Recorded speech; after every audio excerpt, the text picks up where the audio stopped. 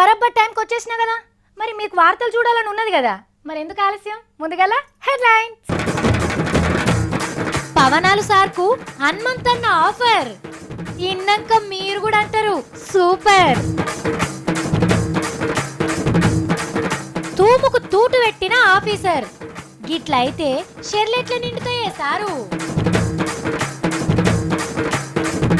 పాములపర్తి వారికి దక్కింది ఘనకీర్తి, మోడీ సార్కి చెప్పాలే అందరం శనార్థి. రాష్ట్రపతి సార్ని కలవబోయిన సత్తి. ఇగో ఇంట్లో గారెలు బూరెలు మళ్ళా లడ్డూలు ఫెలఫుండలు సాకినాలు మళ్ళా మామిడికాయతో కంది తెచ్చిన. రేవంతం సార్ బేలు ముచ్చట్లు చెప్పిన మంగ్లీ. బెయిల్ అనేది బెల్లం లాంటిది సాపిత్రి, బయట ఉంటే ఈగలు వాళ్తాయి, లోపల తింటే కమ్మగుంటది. సీతమ్మను రావణాసుడు ఎత్తుకుపోయినప్పుడు రాముల వారు కూడా జాడ తెలవకుంటే ఆంజనేయుడే అడవంతా గాలించి జల్లెడబట్టి సీతమ్మ జాడను రామునికి ఎరక చేస్తాడు. గప్పుడు రాముడు అయ్యి సీతమ్మని తెచ్చుకున్నాడు. ఆగో గట్లనే ఇప్పుడు పవనాలు ఏడున్నాడో ఎవ్వరికి జాడ తెలుస్తలేదు. ప్రశ్నించనీకే ఉట్టిన పవనాలిల్లు దొరకవట్నీకి అంబర్పేట ఆంజనేయుడు బయలుతాండు. ఎట్లా చేసైనా సరే పవనాల్ని దొరకబట్టి రచ్చబండకు తెచ్చి ప్రశ్నలు ఎందుకు వేస్తలేవు అని ప్రశ్నిస్తాడట. మరి ఎవలో ఆ అంబర్పేట ఆంజనేయులు అని అనుకుంటురా? ప్రశ్నిస్తా అన్న పవనాల్ సార్ ఏడవాయనని ఎంకులాడే పని మీద పడ్డాడు మన కాంగ్రెస్ పెద్ద మనిషి హనుమంతన్న. ఊక ట్విట్టర్ కూర్చే గుసగుసలేంది, మాకి నసవెచ్చే గోసేంది, ఓపిక వచ్చిన కాడికి ఎక్కువ అయిందని అయితే ముచ్చట లేకపోతే ధర్నా. ఈ రెండిట్ల దేనికి నిలబడతావో చెప్పని విఎస్ఆర్ ఆపరిచ్చిండు జనసేన నాయకుడు పవనాల్ సార్కు. ఆడిడ ఓవుడు మైకులమ్మగల ముచ్చట్లు చెప్పి సప్పుడు చేయకుండు కాదు, చక్కగా పవనాల్ సార్ ఇంటికే పోయి సంగతి ఏందో తేల్చే పని చేస్తానంటున్నాడు. పవన్ కళ్యాణ్ ఏది ఆయనది, ఏం పార్టీ అది? జనసేన. ఇవాళ ఎందుకు నోరిపుతలేవు? నేను నిన్నంటే ఇవాళ 2-3 రోజులలో ఇప్తా అన్నాడు. మంచిదే. ఈ కేంద్రాల సారు నడిబజాలర దొంగ సొమ్ముతోని దొరికితే పవనాల్ సారు ప్రశ్నించద్దా అని డైరెక్ట్గా face to face hand to hand మాట్లాడి జనసేన నాయకుడు ఎటు దిక్కు జనం మనిషో తెలుస్తానంటున్నాడు. లోపలికి పిలుచుకొని హనుమంతన్న ప్రశ్నలకు జవాబులు చెప్తానేమో ఏం లేదు, లేకపోతే అదే ఇంటి ముంగల ధర్నా కూసోని జనసేన లీడరు జనం తరపున ప్రశ్నించేటట్టు చేస్తానంటున్నాడు. ఇక పవనాల్ సార్ ఇంటికి పోయే ముహూర్తం ఎన్నడు పెట్టుకుంటాడో చూడాలి మన హనుమంతన్న. షెర్ల బుడ్డ పరకలు, చందమామ పిల్లలు, మళ్ళా కట్టెంబడే ఈత చెట్లు, కట్ట మీద మైసమ్మ తల్లి గుడి, ఇవన్నీ ఉన్నాయా గిప్పుడు? అరే లెవ్వనే కదా సర్కార్ దనలాడుతున్నది. మళ్ళా గీ అన్నీ దేవాలే, ఊరు కలకలలాడాలి అని చెప్పి మిషన్ కాకతీయ షురువు చేసింది కదా. కానీ చూడుండ్రి, కట్టెకు పిప్పి పట్టినట్టే తవ్విన చెరువు కట్టకు తూట్లు పడుస్తున్నారు కొందరు ఉత్తమ ఉద్యోగులు. హరిసారు గిట్లయితే కష్టమే. ఇగురం ఇళ్ళకి తే ఈగొచ్చి ఎడగొచ్చిందంట. ఇగో గట్లనే ఉన్నది మిషన్ కాకతీయాలకి ఈ ఆఫీసరు భాగవతం. అగడుపడ్డ ఆఫీసరు బురద బుక్క పోయి ఏసీ పోల చేతిలో బుక్ అయిండు కరీంనగర్ కాడ. ఓ చెరువు కాంట్రాక్టర్కు అగ్రిమెంట్ కాగితాలు ఇస్తందుకు మొత్తం పైకంలో 1% కమిషన్ మాట్లాడుకొని మిషన్ కాకతీయను కమిషన్ కాకతీయ చేయబోయిండు విష్ణుగిరి అనే ఈ ఆఫీసరు. కానీ లంచం ఇచ్చుడు ఇష్టం లేక కాంట్రాక్టర్ ఎమ్మటే ఏసీ పోలకు ఫోన్ కొట్టి ఈ ముచ్చట షోలేసిండు. ఇగేమున్నది, బాజాప్తా ఆఫీస్లోనే 25,000 లంచం తీసుకుంటుంటే వచ్చి దొరికించుకున్నారు ఏసీ పోలు. కానీ చూడుండ్రి, సీఎం సారు షెల్రన్ బందోబస్తు చేస్తుంటే లంచం తీసుకుంటే తప్ప నిద్ర పట్టని ఆఫీసరు చెరువు కట్ట తూముకు తూటు పెట్టబోయిండు. మంత్రులు ఎమ్మెల్యేలంతా షెల్రనే టెంట్ వేసుకొని ఉండాలి అని చెప్పిండు, కానీ మమ్మల్ని లంచాలు తీసుకోవద్దని చెప్పిండా అని అనుకున్నట్టున్నాడు ఈ మనిషి. ఇక ఈడిది పోయి పేనాయనంటే ఇల్లంతా కొరుకుతుంది. మిషన్ కాకతీయాల గిసొంటి కమిషన్ల కకృతి ఆఫీసర్లు ఎంతమంది ఉన్నారో జర అరుచుకోండి సారు.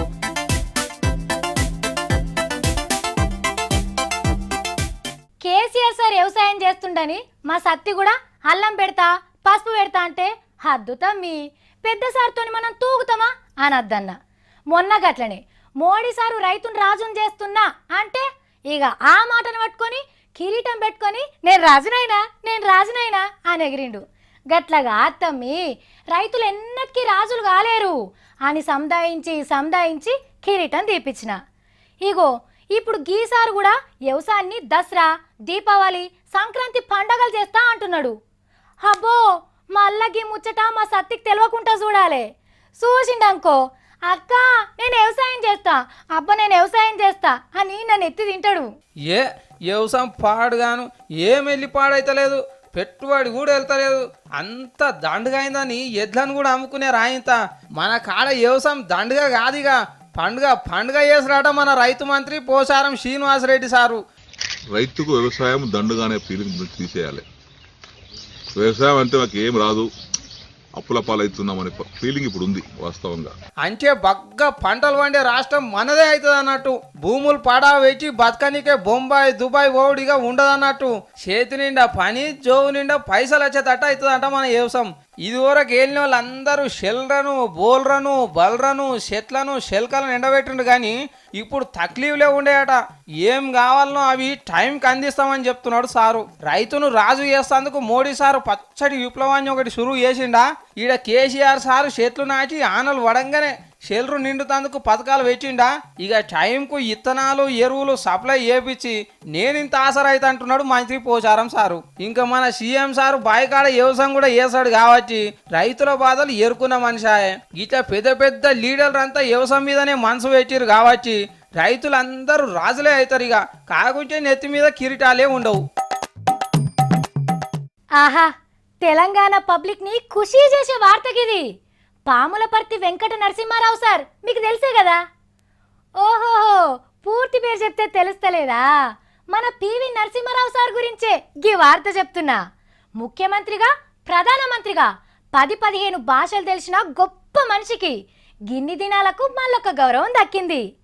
ఆల్చమైన గీ గౌరవం ఇచ్చినందుకు సెంట్రల్ సర్కార్కి శనార్థులు చెప్పాల్సిందే. విడిచిన 10 ఏండ్లకు పివి నరసింహారావు సార్కు ఢిల్లీలా సమాధి కట్టించిండ్రు సెంటర్ సర్కారోళ్ళు. యమునా నది ఒడ్డు పొంటి గాంధీ తాత, చాచా నెహ్రూ, ఇందిరమ్మ, రాజీవ్ గాంధీ సమాధుల పక్క పొంటే మన తెలంగాణ బిడ్డకు కూడా సమాధి కట్టించిండ్రు పాలరాయితోని. పుట్టినప్పటి సంధి జీవిడిచేదాకా ఏమేం చేసిండో గవన్నింటిని 10 ముచ్చట్లల్లో రాసిండ్రు కీ పలక మీద. మొన్ననే సార్ది జయంతి పండుగ కూడా చేసిండ్రు కానీ అప్పటికి సమాధి కట్టుడు ఒడవలేదట. వచ్చే నెలాఖరికల్లా పనులన్నీ ఒడిపించి పబ్లిక్ చూస్తందుకు పర్మిషన్ ఇస్తారట. మన కాలం చాణక్యుడని పేరువైన పివి నరసింహారావు సారు పెద్ద కంపెనీలు పెట్టించి దేశాన్ని ముంగట్కి తీసుకుపోయిండు కానీ చెయ్యి గుర్తు పాటోళ్ళైతే మన తెలంగాణ బిడ్డను చక్కగా పట్టించుకోలే. కడమ ప్రధానమంత్రుల లెక్క చచ్చిపోయినాక పెద్ద మనిషికి సమాధి కూడా కట్టియలేదు. మోడీ సార్ సర్కార్ వచ్చినాక వెంకయ్య సార్ ముంగటబడి గీ సమాధిని కట్టించిండి. ఇప్పుడు వెనకనో ముందో తెలంగాణ బిడ్డకు ఢిల్లీలా మంచి గౌరవం దక్కింది కాబట్టి మనమందరం సంతోషపడాల్సిన ముచ్చట్నే. అట్లనే దేశానికి ఈయన చేసిన సేవల్ని యాదికి తెచ్చుకొని భారతరత్న గుడిస్తే మోడీ సార్ సర్కార్కు ఇంకింత మంచి పేరొస్తుంది అని అంటున్నారు పబ్లిక్. ఈ పిల్లకి లైన్ కలుపుండ్రి, ఏం వార్త చెప్తుందో ఏందో. మంగ్లీ, ఓ మంగ్లీ. హలో సావిత్రి వినిపిస్తుందా? Hello hello hello. నాకు శివుడేం లేదు, చక్కగానే వినిపిస్తుంది కానీ ఓవర్ యాక్షన్ చేయక ముందు మ్యాటర్ ఏందో చెప్పు. మ్యాటర్ వినే ముందుగా వాటర్ పెట్టుకో ముంగట. అబ్బా నిజమా? ఎందుకో? హైకోర్టు రెడ్ హ్యాండెడ్ గా రేవంతం సార్ కి రెస్ట్ ఇచ్చింది సావిత్రి. రెడ్ హ్యాండెడ్ గా రెస్ట్ ఇవ్వడం ఏంది పిల్ల? అరే రేవంతం సార్ కి బెయిల్ వచ్చిందని చెప్తున్నా. టీడీపీ తమ్ముళ్లకు ఎట్లా ఊపొచ్చిందో చూడు పారి చూడు. తెలంగాణ పులి బిడ్డ నేను మరువబోదు ఈ గడ్డ, నీ మాటే తుపాకి తూట, ఇక సాగదు సర్కారు ఆట. వాళ్ళు కుట్రలెన్ని చేస్తున్నా ఎదురొట్టి నిలిచినవు అన్నా, తుది వినయము నీరేనన్నా మా అన్న రేవంతన్నా. అవునా? సార్కు బెయిల్ వచ్చిందా? అయ్యో రేవంతం సార్ కి బెయిల్ వచ్చినా జైలు పక్షి లాగానే కండిషన్ పెట్టిర్రు సావిత్రి, కండిషన్ పెట్టిర్రు. కండిషన్లా? ఏంది పిల్ల? హెయిర్ కండిషనర్ పెట్టుకొని తానం చేయొద్దా ఏంది? జోకా? ఇప్పుడు నవ్వాలనా? సారు గీ హైదరాబాద్ దాటి ఒక్క అడుగు కూడా ముంగట పెట్టద్దు తెలుసా? ఓహో కండిషన్లు పెట్టి బెయిల్ ఇచ్చిండ్రా సార్కు? 5 లక్షలు జమానత్ కూడా పెట్టుకొని ఇవ్వడం జరిగింది సావిత్రి. అవునా? మరి గీంత దానికే టీడీపోలేంది కేసు గెలిచినంత సంబరాలు చేసుకుంటుండ్రు. ఫస్ట్ ఫేజ్ గా సావిత్రి, గీంత కూడా సంబరపడకపోతే ఎట్లా? వాళ్ళ సంబరాలు చూస్తుంటే సారు నిర్దోషి లెక్క బయటపడ్డాడు. పైసలకు పైసలే, మేమే పోయినాం, రేవంతం సార్ది ఏం తప్పు లేదు అని చెప్పినట్లేదు. మరి బెల్లం ఫెస్ట్ కాదు సాఫిత్రి, సెకండ్ ఫేజ్ లో కనిపిస్తుంది చూడు బొమ్మ. సెకండ్ ఫేజ్ అంటే? ఏసీబీ సారోళ్ళు రేపో మాపో సుప్రీం కోర్టుకు పోతున్నారు. అవునా? అవును సాఫిత్రి, ఎస్, కేసు విచారణలో ఉన్నదని బెయిలిచ్చిర్రు, అంతేగాని తీర్పు ఇయ్యలే ఇంకా. మరి ఇప్పటికైతే రేవంతం సారోళ్ళ మేడము బిడ్డ మస్తు సంబరపడుతుండ్రా సార్కు బేలొచ్చినందుకు. ఆనందం తోటి ఆనంద బాష్పాలు కార్చిర్రు సాఫిత్రి, ఆనంద బాష్పాలు కార్చిర్రు. పులి గిలేని ఏదో పాట కైగట్టిండ్రు కదా, సార్ మళ్ళా బయటకొచ్చి పులి లెక్కనే గర్జిస్తాడంటవా? ఏందది గర్జించేది? కేసు గురించి బయట ఏమైనా మాట్లాడిండనుకో బెయిలు గీలు అన్ని తుస్సు. అంటే సార్ బయట ఉన్నా కూడా ఫోన్లున్నట్టే, పవర్ ఉన్నా పని చేయలేదన్నట్టు. అంతే కదా మరి. బెయిల్ అనేది బెల్లం లాంటిది సాఫిత్రి, బయట ఉంటే ఈగలు వాళ్తాయి, లోపల తింటే కమ్మగుంటది. ఇదేం పోల్క, దిక్కుమాల పోల్క. ఏదో ఫ్లోలో వచ్చింది, ఫాలో అయిపోయినా. నువ్వు నన్నేం అడగకు ఇంకా. మంచిది కానీ ఇక నువ్వు ఆఫీస్కి రా, చూద్దాం మరి సుప్రీం కోర్టులా సార్ జాతకం ఎటు తిరుగుతుందో. అరే అరే వచ్చినా ఆగో, ఏడ తిరుగుతున్నావు తమ్మి? సాఫితాక నేను ఎక్కడున్నా నా షెఫ్ కా సూతము. ఏమో నాకు తెలుస్తలేదు తమ్మి, నువ్వే చెప్పు ఏడున్నావా? 5 రూపాయలు ఇస్తే చెప్తా. సరే ఆఫీస్కి వచ్చినాక ఇస్తా కానీ చెప్పు జల్ది. ఇగో అక్క, నేను బొల్లారాముల రాష్ట్రపతి సార్ ఇంటికి వచ్చిన, ఇక కలిసి మంచి మర్యాద చేసి వస్తా. సార్కు మర్యాద చేసి వస్తావా? సేయి సంచులు ఏమున్నాయి తమ్మి, బగ్గ బరువు కనిపిస్తున్నాయి, ఏముందన్లా? ఇవే అక్క, ఇగో ఫనఫ్ సార్ కిట్టమంతా అని బెల్లప్పలు, లడ్డూలు, ఫ్యాల పుందలు, మళ్ళీ సకినాలు, మామిడికాయతో అంది పట్టుకొచ్చినాక. ఇవన్నీ ఎక్కడి తమ్మి, కొన్నవా? ఏ నా తర పైసలు ఎక్కడ అక్క, ఇంట్లో అన్ని కథం చేస్తున్నా, నువ్వు సజ్జ మీద దాచిపెట్టినావు కదా, అన్ని దులుపుకొచ్చిన.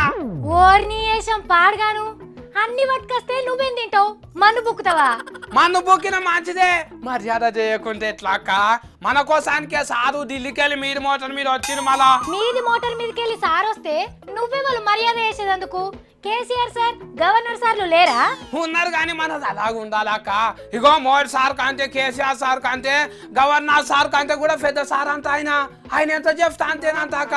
రాష్ట్రపతి సార్ ఎంత చెప్తే అంతగా తమ్మి, ఆయన ఎంత చేయాలనో అంత చేసుడు ఉంటది, అంతే చేస్తాడు. అంటే పెద్ద మాయం చేయండి అంత అని గింత గింత పనే చేస్తాడు అక్క. పాపం వయసు మీద పడితే వాళ్ళకైనా గంటే కదా అక్క. నీ ముఖం, వయసు మీద వాడు కాదు తమ్మి, రాజ్యాంగం అనే పుస్తకంలా సారు ఏం పని చేయాలో రాసున్నట్టే చేస్తాడు, గంతే. అక్క, సార్ పుస్తకాలు చదువుకునే పని చేస్తాడు అక్క. ఇప్పుడు ఇగో నేను పని మీద పోయి దరఖాస్తు పెట్టుకున్నా అనుకో, ఈయనకి పని చేయాలన్నా వద్దంత అని పుస్తకం చూసే చేస్తాడు అక్క. ఏంది, రాష్ట్రపతి సార్కి దరఖాస్తు పెడతావా? ఏంటిది? దరఖాస్తు రాసుకొచ్చినాక ఇగో చదివి చూపియాలా? చేయి గుంజుతున్నా, మస్తు బరువై పాడవుతున్నది ఇది. ఇగో ఏమంటారు రాసిన చెప్పాలా?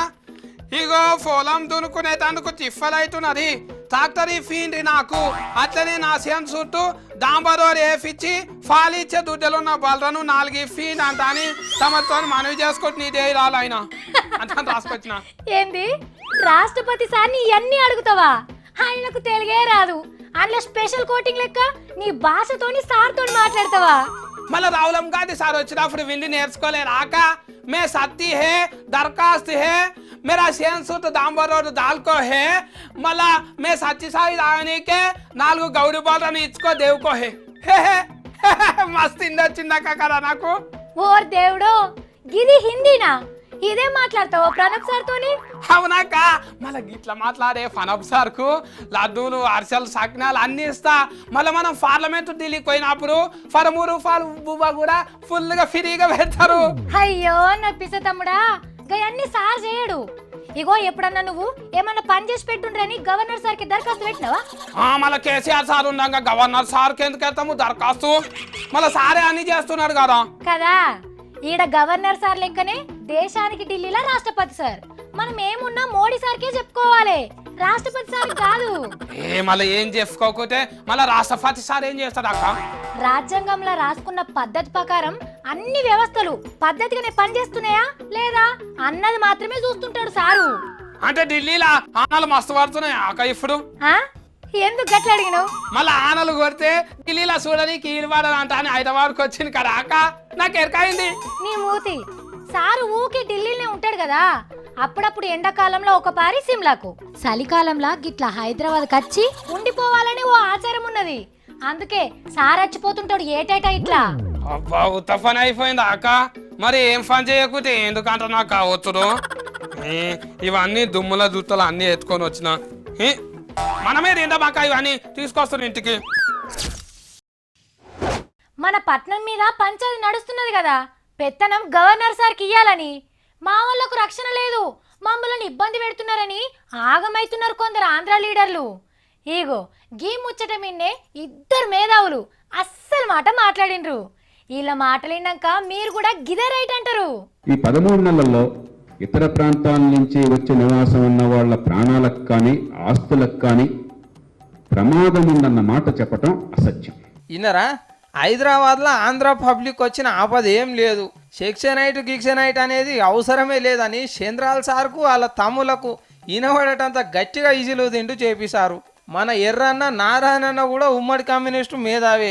ఈ నడుమ ఢిల్లీ లీడర్ అయ్యి హైదరాబాద్ ముచ్చట్లు ఎక్కువ మాట్లాడతలేడు కానీ అవసరం కాబట్టి నిన్నేం మాట్లాడిండో ఈనుండ్రి. గవర్నరు తెలంగాణ ప్రభుత్వంతో సంప్రదించి పరిష్కారం చేయమని చెప్పింది తప్ప గవర్నర్ యాక్ట్ చేయమని చెప్పేసి ఎక్కడ కనపడలేదు. మరి ఇప్పుడు చంద్రబాబు నాయుడు ఎందుకు డిమాండ్ చేశాను నాకు అర్థం కాలే. ఉమ్మడి మేధావులంతా ఒకటే మాట మాట్లాడుతున్నారు, హైదరాబాద్ సెక్షన్ 8 అవసరమే లేదని. ఇక తెలంగాణ మేధావులు అయితే మొదటిసారి ఇదే మాట అంటున్నారు. అంటే పట్నం మీద పెత్తనం కోసం గవర్నర్ నరసింహన్ సారే ఏదో చేస్తున్నట్టు కొడుతున్నది చూస్తుంటే అని అనుకుంటున్నారు పబ్లిక్. చెన్నూరు కాడ చిరుత పులులు జనం మధ్యలోనే తిరుగుతున్నాయి. కిష్టాపురం కాడ కోతులొచ్చి మామిడి పిందెలను అన్నిటినీ తెంపేసినాయి. బాల్నగర్ కాడ పందులొచ్చి పల్లి చేన్ని మొత్తం పాడు చేసినాయి. ఎల్లారెడ్డి గూడెం కాడ ఏనుగులు గాయ్ గాయ్ చేస్తున్నాయి. ఇగో గేసంటి వార్తలు కొన్ని రోజులైతే రావు. ఎందుకంటే వాటికి అడవిలో సరిపోను మేత దొరికితే ఊర్లోకి ఎందుకు వస్తాయి మీరే చెప్పుండ్రి. కాకులు దూరని కారడవి, చీమలు దూరని చిట్టడివిని సినిమాలన్నా చూసిండ్రో లేదో గాని మన తాన చూడబోతున్నాం. ఒక్క 4 వద్దులైతే తెలంగాణ గెట్టు చుట్టూ చెట్లు నాటే కార్యంలున్నది సర్కార్. రాష్ట్రంలో అడవుల పొడవెంత, మందమెంత, చెట్లెన్నున్నాయి, పండ్లెన్ని వండుతున్నాయి, కాయలెన్ని కాస్తున్నాయి, కోతులెన్ని తిరుగుతున్నాయని సీఎం సార్ మీటింగ్ పెట్టి ఆఫీసర్లను అడిగితే కాకి లెక్కలే చెప్పిండ్రట. ఇక వీళ్ళతోనే అయ్యేటట్టే లేదు అని కంప్యూటర్ ముంగటేసుకొని గుల్గుల్ కంపెనీల భూమి బొమ్మలు చూసుకుంటా అడవులు ఎట్లున్నాయని ఇసార సొప్పున లెక్క కడుతున్నాడట సారు. ఇప్పుడున్న అడవులు అంతుదేళ్ళంక 230 కోట్ల మొక్కలు పెడతారట.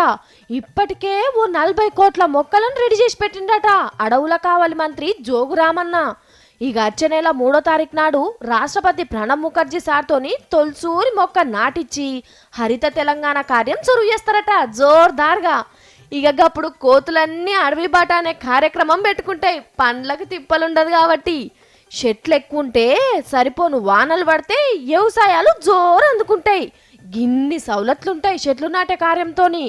అంతటా గిట్లనే నాటినాక అవి పెద్ద పెరిగినప్పుడు మొగుల మీదకెళ్ళి సీఎం సార్ గాలి మోటార్లో పోవుకుంటా కిందికి తొంగి చూస్తే పచ్చని అడవులు తప్ప ఊళ్ళే కనిపించాయి. ఇక పవనాలు సార్కు హనుమంతన్న ఆఫర్ ఇన్నాక మీరు కూడా అంటారు సూపర్. తూముకు తూటు పెట్టిన ఆఫీసర్ గిట్లయితే షెర్లెట్ల నిండుతాయే సారు. పాములపర్తి వారికి దక్కింది ఘనకీర్తి, మోడీ సార్కి చెప్పాలే అందరం శనార్థి. బ్రహ్మంగారి కాలజ్ఞానానికి అందని పెండ్లి, రోబోల లగ్గానికి మనసుల హడావిడి. రాష్ట్రపతి సార్ని కలవవైన సత్తి. ఇగో ఇంట్లో గారెలు, బూరెలు, మళ్ళా లడ్డూలు, ఫేలఫుండలు, సాకినాలు, మళ్ళా మామిడికాయతో కన్ని తెచ్చిన. రేవంతం సార్ బేలు ముచ్చట్లు చెప్పిన మంగ్లీ. బెయిల్ అనేది బెల్లం లాంటిది సాఫిత్రి. బయట ఉంటే ఈగలు వాళ్తాయి, లోపల తింటే కమ్మగుంటది. చూసిరు కదా గివి ఇలా నేను పట్టుకొచ్చిన 3 మార్ ముచ్చట్లు. మళ్ళీ 3 మార్ వార్తలలో కలుద్దాం. అప్పటిదాకా చూస్తూనే ఉండండి V6.